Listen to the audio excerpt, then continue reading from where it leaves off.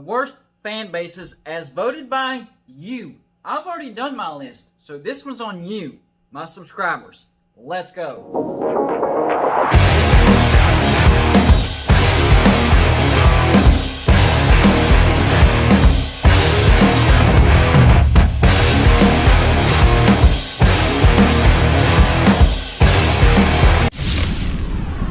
What's going on, everybody? It's me again, Golden Blue Dude, and if you haven't already, go ahead and hit the like and subscribe button. I do college football videos every single day, and sometimes college basketball. I mix them in here and there and see what happens. And the best way to support this channel is hit the subscribe button. Yes, I do listen to my subscribers. They pointed out their most unpleasant fan base that they've experienced. The interactions, the trash talk, all that good stuff, and I came up with a list. 23 teams all together.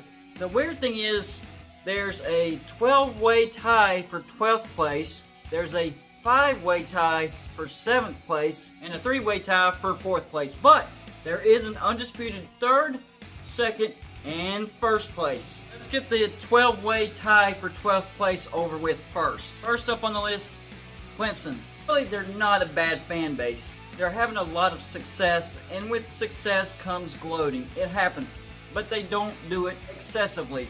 Trust me, I live amongst them. It's not that bad. Next on the list is Pitt. Now for me, they were number 1, but I'm a West Virginia fan, and I've actually had some good interaction over on their Facebook groups, so I'm not in total disagreement with this. Like I said, this is y'all's vote, not mine. Next up, in 12th place, of course, TCU. To be honest with you, I haven't had much interaction with TCU fans. They really don't talk that much, so I have no opinion on this one. Next, Oklahoma. To me, it's not really their fan base, it's their freaking band. Every time I go to a West Virginia game and they're playing Oklahoma, that stupid band holds that note way too long on 3rd down. And Boomer Sooner, over and over.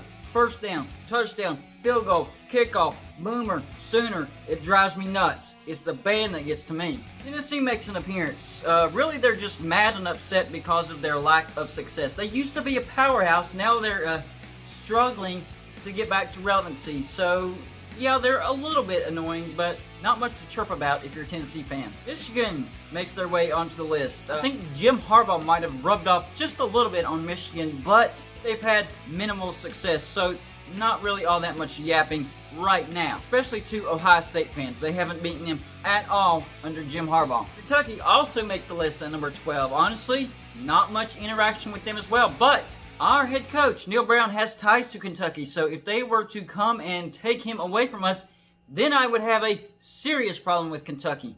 Vanderbilt makes the list. This must be more about baseball as far as this vote goes, because they really don't say much at all in football because they don't have much to talk about in football. Xavier, they made it on the list. To me, the only thing that pops in my head is that brawl that they had with Cincinnati.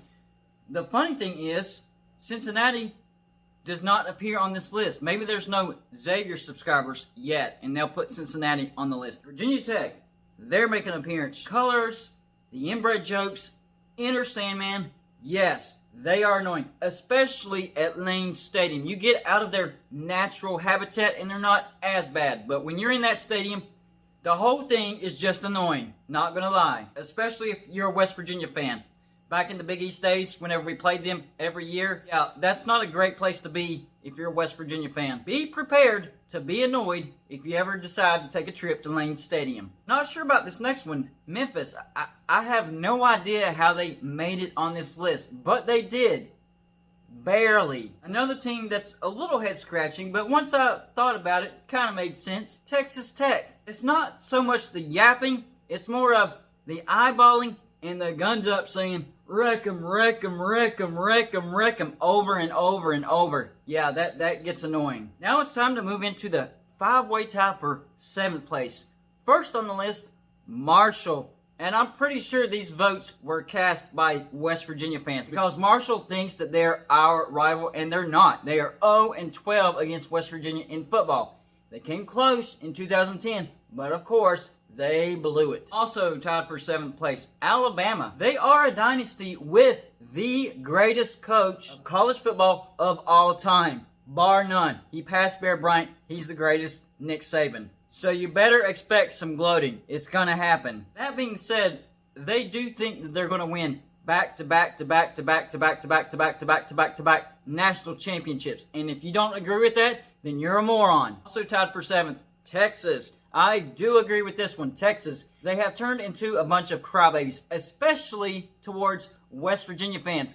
We throw the horns down. It's like, you're not family. You can't do that. Throw the flag, ref. And the ref's like, oh, well, we can't go against the Texas fans. Let's throw these flags. Flag, flag, flag. Don't do the horns down. They're crying about it. And having Tom Herman as their head coach didn't help either because he complained instead of taking responsibility. Well, now he's gone, so maybe that will get a little bit better. We'll see. Also tied for 7th place, Louisville.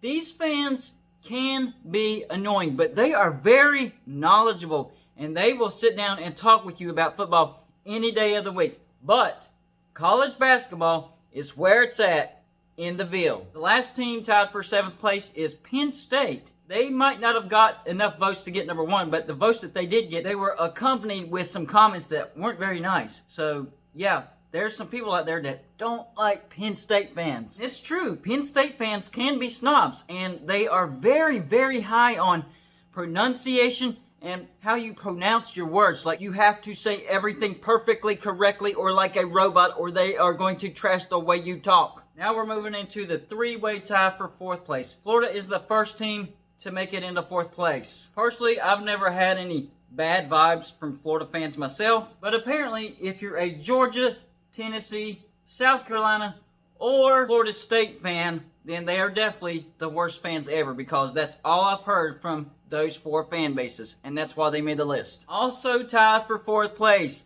West Virginia, and I 100% agree. West Virginia fans can be annoying. If I say anything remotely negative in my West Virginia Facebook groups, they blast me, even if it's true, which if I say it, it's true. That's the way I see it. You might not like it, and that's okay. That's no reason to gripe and complain and call people names and say, you're not a true West Virginia fan. That's annoying.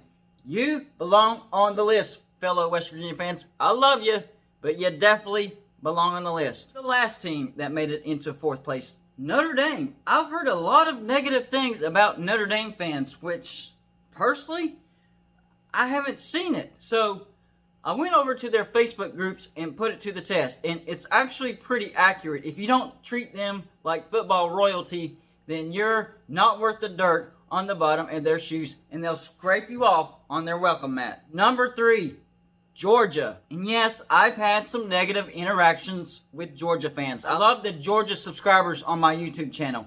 But, to be fair, yes, I have had negative interactions with Georgia fans. And the thing that really hurts their fan base is they act like they're going to win the national championship every year, and they have nothing to show for it. And let me tell you something. Uncle Lou does not help the Georgia football brand. Yes, he's good at what he does. He has a great YouTube channel. But as far as representing the Georgia fan base, he definitely shows you exactly how they are. Number 2 on the list, South Carolina. Yes, yes, yes. I agree with this 100%. They are the most delusional fan base I've ever met. They will pick a fight at the drop of a hat and act like they're better than you, even though they've never done anything. They act like they've won the national championship because Alabama, Auburn, LSU, and any other SEC team besides South Carolina has won it, and they act like they share it. Like, if one team from the SEC wins it, we all win it. That's not how it works. Go do some recruiting and go win some actual conference titles and actual national championships before you start acting like you're better than other teams, because you're not. You're actually one of the losingest Power 5 teams out there. Not trying to hurt your feelings, South Carolina fans, but it's the truth. And then the fan base that gets number 1, I'm kind of torn between this one because some of my best subscribers are Ohio State fans. Hey, I'm just putting out who got the most votes. Ohio State got the most votes. I've had negative interactions, yes, but I found out that when you actually sit down and have intellectual college football conversations with them, they're actually pretty smart, and they're actually respectful if you respect them. Every fan base has their nut jobs and crazy people, and Ohio State definitely has their fair share. But for me, I'd say 50-50, and the ones that are good will sit down and have great conversations with you. And I bet you right now, those subscribers, those Ohio State subscribers that I talk to all the time are watching right now, and they know that I appreciate them. I'm just putting out what y'all voted. That's all I got for you for this show. Like and subscribe if you haven't already, and I'll see you on my next show.